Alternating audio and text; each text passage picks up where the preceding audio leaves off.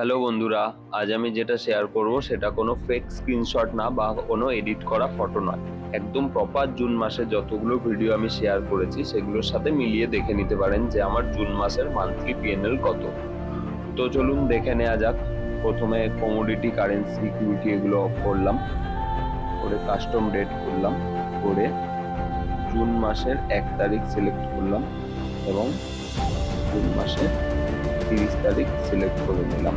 এখন জেনারেট লিঙ্কে ক্লিক করছি, এসে গেছে। এখন প্রিভিউতে দেখে নেওয়া যাক।